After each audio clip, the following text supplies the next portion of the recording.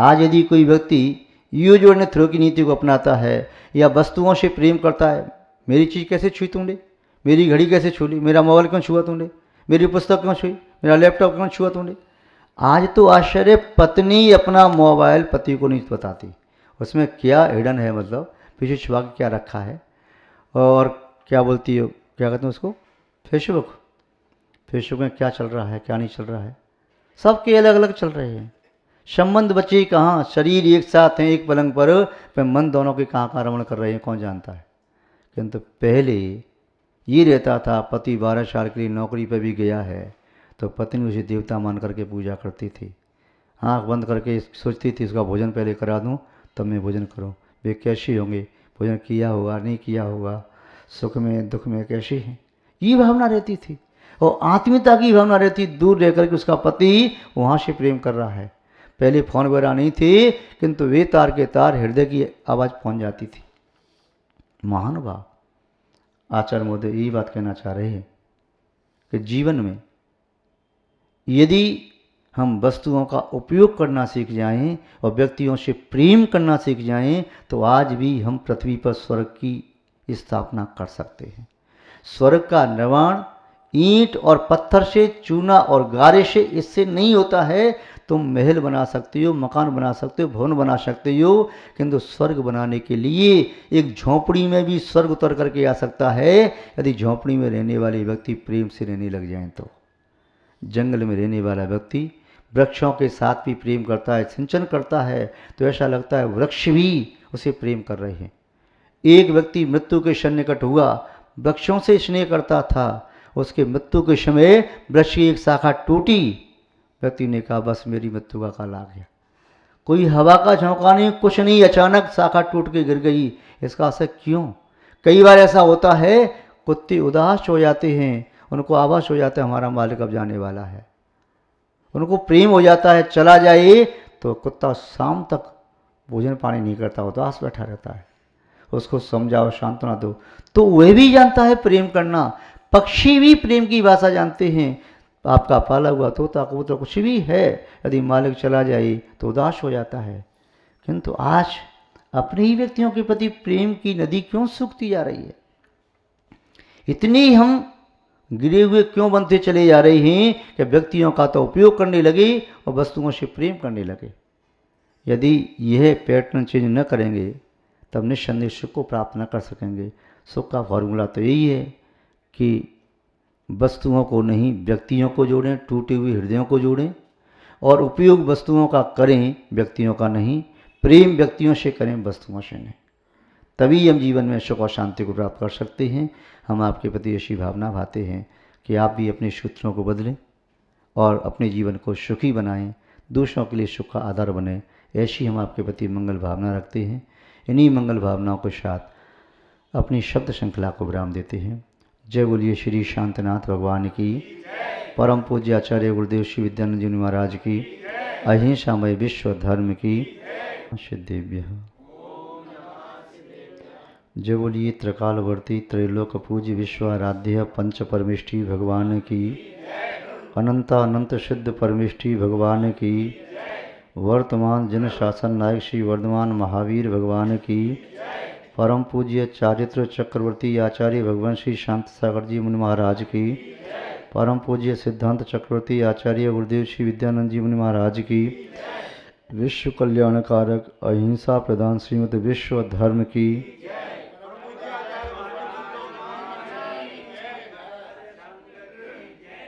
जैनम जयतु शासनम विश्व कल्याणकारकम।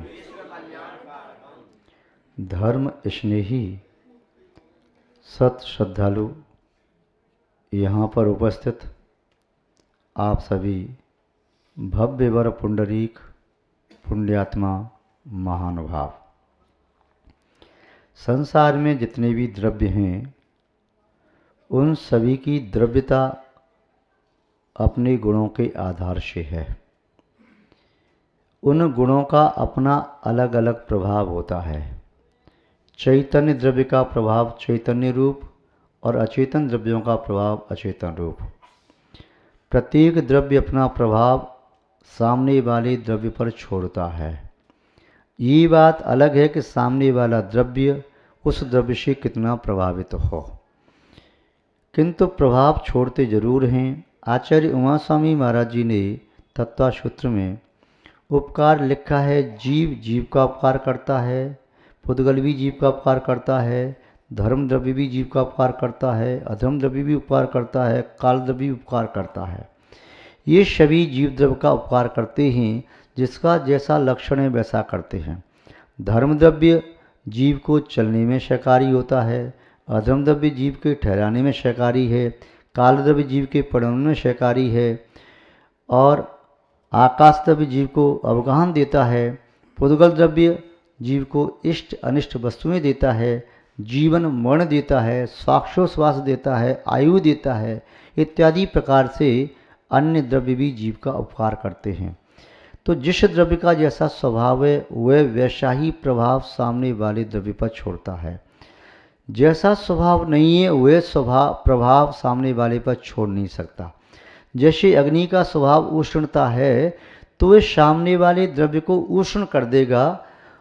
बर्फ का स्वभाव ठंडा है तो सामने वाले द्रव्य को वह ठंडा करती है। यदि बर्फ की सिल्ली के ऊपर कुछ भी आपने रख दिया, बर्तन रख दिया, वस्त्र रख दिया, जो भी रखा है तो भी ठंडा हो जाएगा। और यदि अग्नि कहीं जल रही है, उस अग्नि पर तवा रख करके उसके ऊपर जो आपने चीज़ रखी है तो गर्म होती चली जाएगी, जल ही क्यों ना हो। तो इससे सिद्ध होता है कि वस्तुओं का प्रभाव तो पड़ता है। जैसी वस्तु वैसा प्रभाव। कई बार ऐसा होता है वस्तु दिखाई नहीं देती, उसका प्रभाव दिखाई देता है।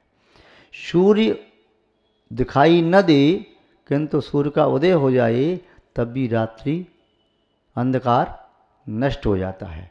सूर्य दिखाई दे तो उसकी धूप भी आती है, किंतु धूप यदि नहीं आ रही है, सूर्य का उदय तो हो गया किंतु सूर्य बादलों में छुपा हुआ है, फिर भी अपना प्रभाव छोड़ रहा है। और तो और थोड़ी गर्माहट भी होती है। सूर्य की किरण नहीं आए तभी सूर्य का उदय होने से गर्माहट होती है। और रात्रि में चाहे भले ही अमावस्या क्यों न हो फिर भी शीतलता रहती है, ठंडक रहती है, प्रभाव छोड़ते हैं। सामने वाला व्यक्ति कैसे कपड़े पहन के बैठा है, कपड़ों का प्रभाव उस पर पड़ता है जो कपड़ों को देखता है। शरीर का प्रभाव उस पर पड़ता है जो शरीर को देखता है, और उस व्यक्ति के व्यक्तित्व का प्रभाव उस पर पड़ता है जो व्यक्ति के व्यक्तित्व को देखता है। सब पर प्रभाव अलग अलग पड़ता है। जैसे अग्नि के जलने से अंधकार तिरोहित हो गया तो अग्नि का वह प्रकाश गुण जिसने अंधकार को दूर किया। अग्नि ने किसी को तपाया तो उसका उष्ण गुण उसने ताप दिया, उष्णता दी। अग्नि का अगला गुण पाचकत्व, कच्चे अनाज को भून दिया, सब्जी को पका दिया तो उसका एक पाचक गुण। ऐसे उसके जो अलग अलग गुण हैं, तो जिसको जिसके जिस गुण की आवश्यकता हो वह उसके उस गुण का उपयोग करके अपना हित कर सकता है। संसार में आज भी अच्छे व्यक्तियों की कमी नहीं है। संसार में आज भी अच्छाई और अच्छी वस्तुओं की कमी नहीं है, किंतु बात ये कि उस अच्छाई को खोजने वाले, ग्रहण करने वाले व्यक्ति कम हो गए हैं। प्रत्येक काल में अच्छाई और बुराई रही है, प्रत्येक काल में अच्छे बुरे व्यक्ति रही हैं, प्रत्येक काल में वस्तुओं का सद्भाव रहा है, किंतु कौन किस वस्तु का कैसे उपयोग करता है, कौन किस व्यक्ति के माध्यम से अपना हित कर पाता है, कौन नहीं कर पाता, ये बात विशेष है, विचारणीय है। महानुभाव लिखा है वैदिक परंपरा में, सकल पदार्थ हैं जग माही, पुण्यहीन नर पावत नाही। आज भी इष्ट पदार्थ हैं जिसका पुण्य का उदय है उसे इष्ट वस्तु की प्राप्ति हो रही है, और जिसका पाप का उदय है उसके लिए वही वस्तु अनिष्ट होकर के दुख दे रही है। एक ही वस्तु किसी को इष्ट लग रही है, किसी को अनिष्ट। किसी व्यक्ति को इच्छा हो रही थी कि आज तो मुझे रोटी मिले भोजन में, तो वह रोटी चाह रहा है। दूसरा व्यक्ति जिसे रोटी सहता में मिल रही थी, वह सोच रहा था कि आज तो मैं वहाँ जाऊँगा, आज तो मुझे पूड़ी मिलेगी, खीर मिलेगी, हलवा मिलेगा, सब्जी मिलेगी, मिठाई मिलेगी, बहुत सारा वह सामान मिलेगा और देख करके आनंद आएगा। ये मन में सोच करके चला और दोनों एक ही जगह पहुँचे।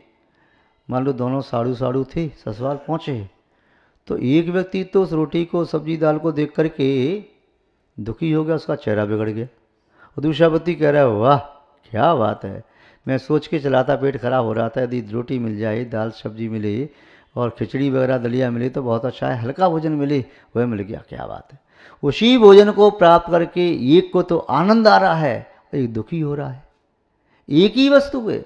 तो ऐसे ही पुण्यात्मा व्यक्ति को जो वस्तु इष्ट लग जाए तो उससे वह सुख का अनुभव करता है, वही वस्तु जिसको अनिष्ट लग जाए तो वह दुख का अनुभव करता है।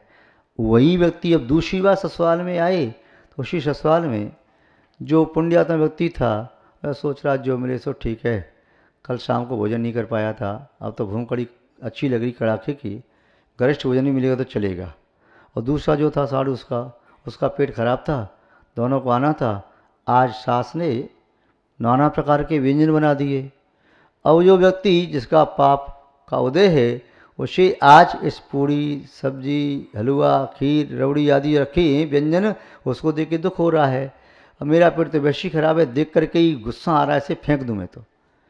मेरी इच्छा तो खिचड़ी खाने तक की नहीं हो रही, मैं तो आ ही नहीं रहा था, जबरदस्ती बुला लिया, अब देखो ये रख दिया, मुझे बीमार करना चाहते और मारना चाहते हैं, वो दुखी हो रहा है। दूसरा कह रहा वाह क्या बात है, क्या खातर की ससुराल वालों ने, क्या आनंद आ गया, एक ही वस्तु ऐसी बनाई है कि एक वस्तु से पूरा पेट भर जाए, 50 आइटम बना दी उन्होंने। तो वस्तु वही थी दोनों बार, जिसका पाप का उदय था तो उसने उस वस्तु से संकलेशता बनाई, अब इससे संकलेशता बना ली। इसका पुण्य का उदय था तो उसके लिए उस समय वही वस्तु इष्ट थी, आज ये वस्तु इष्ट है। महानुभाव, वस्तुओं का प्रभाव रहता है, वस्तु जैसी होती है वैसा प्रभाव छोड़ती हैं। दोनों वस्तुएं सुख की निमित्त हो सकती हैं और दोनों दुख की निमित्त हो सकती हैं, किंतु अपने ऊपर भी ये निर्भर करता है। वस्तु ने अपना प्रभाव छोड़ा, पुष्पों ने सुगंध छोड़ी और सड़े गले पदार्थों ने बदबू छोड़ी। एक बदबू के बीच में रह करके भी आनंदित है, सोच रहा है अरे वहाँ था, वहाँ कितनी बदबू आ रही थी, एक मिनट बैठना बड़ा मुश्किल था, यहाँ तो कुछ भी बदबू नहीं है, उसमें भी आनंदित है। ये व्यक्ति पुष्पों के बीच में से आया, बहुत खुशबू आ रही थी, अब थोड़ी यहाँ खुशबू कम है तो वहाँ पर ही दुखी हो सकता है, किंतु फिर भी दोनों ने अपना स्वभाव नहीं छोड़ा। पुष्पों ने सुगंध देना और सड़े गले पदार्थों ने बदबू देना, दोनों अपना अपना स्वभाव जैसा है उसी का प्रभाव सामने वाले पर छोड़ रहे हैं। राष्ट्र शांति महायज्ञ ग्रंथ है, उसमें लिखा है आचार्य महाराज ने, जस्य खेतम्मि विज्जन्ते वदी चागी दियंबरा तस्यम दया सोमशंति ऋयमीण पवट्टदि। कहने का अभिप्राय क्या है महाराज का, वो कहना चाह रहे हैं जस्यम खेतम्मि, जिस क्षेत्र में विज्जन्ते विद्यमान रहते हैं। कौन विद्यमान रहते हैं? वदी चागी दियंबरा, व्रति पापों से विरक्त, अहिंसानुव्रति, सत्यानुव्रति, आचौर्यानुव्रति, ब्रह्मचर्य अनुव्रति और परिग्रह का प्रमाण करने वाले, गुणव्रतों का पालन करने वाले, दिग्व्रत की मर्यादा, देशव्रत की मर्यादा, अनर्थ का त्याग, शिक्षाव्रतों का पालन करने वाले, सामायिक करने वाले, प्रोषदोवास का पालन करने वाले, अतिथि संव्याव्रत का पालन करने वाले, भोग और भोग की मर्यादा करने वाले, ऐसे 12 व्रतों का पालन करने वाले व्रती, 1 से लेकर के 11 प्रतिमा तक पालन करने वाले व्रती, अणुव्रती जहाँ रहते हैं, व्रतों का पालन कर रहे हैं। जिस समाज में व्रतियों की संख्या ज़्यादा होती है उस समाज में धर्म का बाहुल्य रहता है, पूरी समाज संस्कारवान होती है। जिस समाज में स्वाध्याय करने वाले व्यक्ति ज़्यादा होते हैं उस समाज से कोई व्यक्ति जेल में नहीं जाता, उस समाज में रोग कम होते हैं। जिस समाज में पूजा अभिषेक करने वाले व्यक्ति ज़्यादा होते हैं उस समाज में कोई निर्धन व्यक्ति गरीब व्यक्ति नहीं होता। जिस समाज में साधुओं की सेवा करने वाले व्यक्ति ज़्यादा होते हैं उस समाज में व्यक्ति आदर्श स्थापना करने वाले होते हैं। कोई किसी क्षेत्र में आदर्श बना, किसी को राष्ट्रपति पुरस्कार मिल रहा है, किसी को भारत सरकार से पुरस्कार मिला, किसी को राज्य सरकार से पुरस्कार मिला, किसी को अपने कॉलेज में पुरस्कार मिला, किसी को किसी क्षेत्र पुरस्कार मिला। एक समाज में 10-10 पुरस्कार जा रहे हैं, तो कहीं ना कहीं कोई विशेषता है। महानुभाव, व्रती जहाँ होते हैं वहाँ का वातावरण अलग बदल जाता है, उनकी बरगणाओं से माहौल में अंतर आता है। त्यागी, अवश्य का त्याग करने वाले, विष्णु का त्याग करने वाले, पापों का त्याग करने वाले, आर्त रोध ध्यान का त्याग करने वाले जिस समाज में रहते हैं, जिस समूह में रहते हैं, समुदाय में रहते हैं, संघ में रहते हैं, उनका प्रभाव पड़ता है केवल मनुष्यों पर नहीं, पशु पक्षियों पर भी।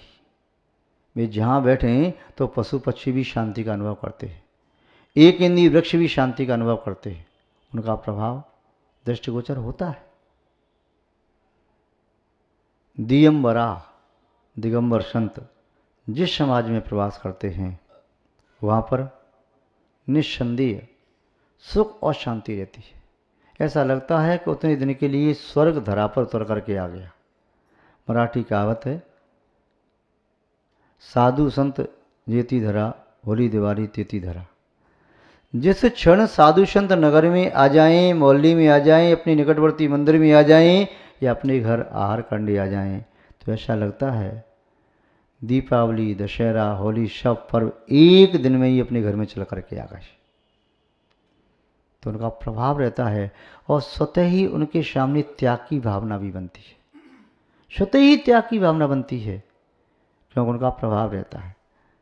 आचार्य महोदय कहते हैं कि साधु संत भी उस समाज में ठहरते हैं जिस समाज में साधर्मी बंधु हों, जिस समाज में उनकी चर्या का पालन कराने वाले व्यक्ति हों, जिस समाज में उनका धर्म लाभ लेने वाले व्यक्ति हों, जिस समाज में साधु संतों के महत्व को समझने वाला कोई श्रावक समूह हो। अन्यथा साधु क्या करेंगे, नदी की धारा की तरह से बढ़ते चले जाएंगे। पानी वहाँ ठहरता है जहाँ थोड़ा सा गड्ढा हो, झुकाव हो, समाज का झुकाव हो, समाज की विनम्रता हो, समाज की भक्ति हो, समाज की निष्ठा हो, समर्पण हो, तो नदी की तरह से बहते हुए साधु संघ को भी रोक लेता है।